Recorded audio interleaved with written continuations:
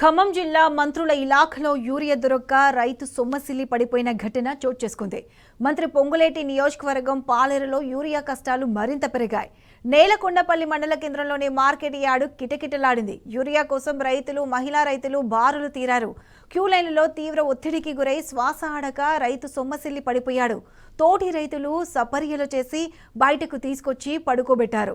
కొద్ది నిమిషాల తర్వాత కోలుకున్న ఆ రైతు మళ్లీ వెళ్లి క్యూ లైన్లో నిలబడ్డాడంటే యూరియా పరిస్థితి ఎంత దారుణంగా ఉందో అర్థం చేసుకోవచ్చు. యూరియా కోసం రైతులు ఇంత గోసపడుతున్నా ప్రభుత్వానికి ఇంత పట్టింపు లేదని అన్నదాతలు ఆగ్రహం వ్యక్తం చేస్తున్నారు.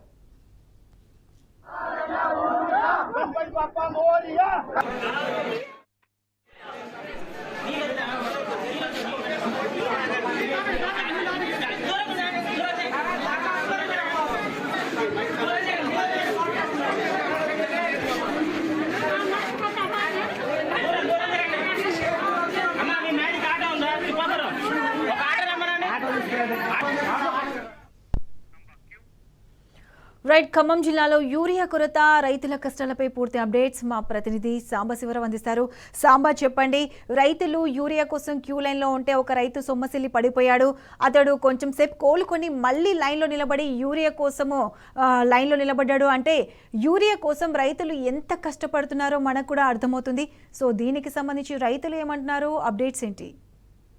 ప్రత్యక్ష ఖమ్మం జిల్లాలో ఇవాళ మళ్ళీ యూరియా కష్టాలు వెలుగులోకి వచ్చాయి. 2 రోజులుగా రైతులు ఈ గణేష్ నిమజ్జనం కావచ్చు, 2 రోజుల సెలవుల నేపథ్యంలో రైతులకు యూరియా సరఫరా జరగలేదు. ఇవాళ ఒక్కసారిగా రైతాంగం అంతా మళ్ళీ యూరియా కొనుగోలు కేంద్రాల దగ్గరికి బారులు తీయడంతో ఒక్కొక్క కొనుగోలు కేంద్రం దగ్గర దాదాపు 1/2 కిలోమీటర్ నుంచి కిలోమీటర్ మేర క్యూ లైన్లు దర్శనమిస్తున్నాయి. ఈ నేపథ్యంలోనే నేలకొండపల్లి మండల కేంద్రంలో ఉన్నటువంటి మార్కెట్ యార్డులో ఏర్పరిచినటువంటి పిహెచ్ఎస్సి కొనుగోలు కేంద్రం దగ్గరికి పెద్ద ఎత్తున రైతులు తరలి వచ్చారు. దాదాపు 600-700 మంది రైతులు క్యూ లైన్ నుంచి పడిగాపులు కాస్తున్నారు. తెల్లవారుజామునే వచ్చి యూరియా కోసం క్యూ లైన్ నిలబడ్డారు. అందులో ఓ మహిళా రైతు పేరు కూరాకుల మల్లమ్మ అనేటువంటి రైతు సృహదత్తి పడిపోయింది.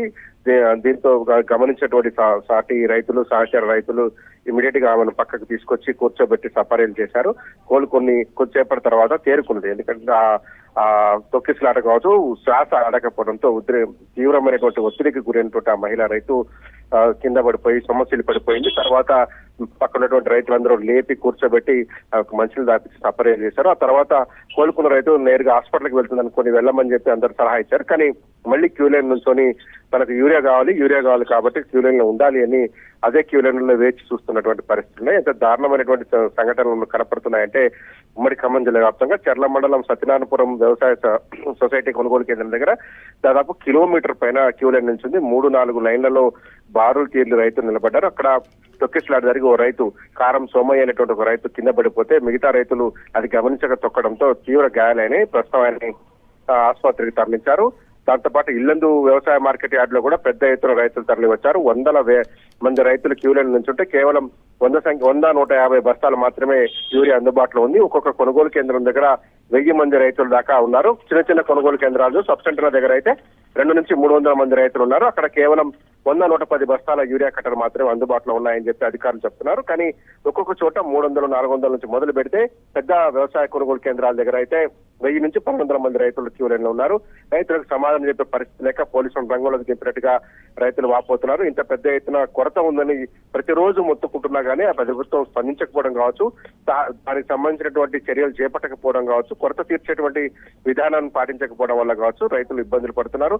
సొమ్మసిల్లి పడిపోయినటువంటి రైతు మళ్ళీ తిరిగి క్యూ లైన్ నుంచుందంటే పరిస్థితి ఎంత దారుణంగా ఉందో అర్థం చేసుకోవచ్చు. ఇంటికి వెళ్ళమని చెప్పి తోటి రైతులు చెప్పినప్పటికీ, సూచించినప్పటికీ కూడా ఆ మహిళా రైతు వినిపించుకోలేదు. లేదు యూరియా కావాలి, ఇప్పుడు నేను ఇంటికి వెళ్తే మళ్ళీ నా క్యూ లైన్ లో ఉన్నటువంటి క్యూ పోతుంది కాబట్టి మళ్ళీ నేను వెళ్ళలేను అని చెప్పి తిరిగి క్యూ లైన్ నుంచొని యూరియా కోసం పడిగాపులు కాస్తున్నటువంటి పరిస్థితులు ఉమ్మడి ఖమ్మం జిల్లా వ్యాప్తంగా కనపడుతున్నాయి. ఖమ్మం పాలేరు నియోజకవర్గం, ఇక్కడ మంత్రి పొంగులేటి శ్రీనివాసరెడ్డి ప్రాతినిధ్యం వహించినటువంటి పాలేరు నియోజకవర్గంలో ఉన్నటువంటి నేలకొండపల్లి మండల కేంద్రంలో దుస్థితి ఇంత దారుణంగా ఉంది. మొత్తం తిరుమలాయపాలెం కావచ్చు, పూసమంచి మండలాల్లో కూడా రైతాంగం అంతా కూడా పనులు వదిలేసి, వ్యవసాయ పనులు వదిలేసి, పొలాలను, పంట చేలను వదిలేసి కేవలం ఎరువుల కొనుగోలు కేంద్రాలు సబ్ సెంటర్ల దగ్గర యూరియా పంపిణీ చేస్తున్నటువంటి కేంద్రాల దగ్గరే పడిగాపులు కాస్తున్నారు. ఎన్ని రోజులుగా ఈ పరిస్థితులు ఉన్నప్పటికీ కూడా ప్రభుత్వ పెద్దలు స్పందించకపోవడం, పైగా రైతులను అవమానకర రీతిలో మాట్లాడడం కూడా రైతాంగాన్ని ఆవేదనకు గురి చేస్తా ఉంది. కొంతమంది వాళ్ళు రైతులే కాదనడం, ముఖ్యమంత్రి మాట్లాడుతున్నాడు, మంత్రులు మాట్లాడుతున్నాడు, ఎమ్మెల్యేలు మాట్లాడుతున్నారు.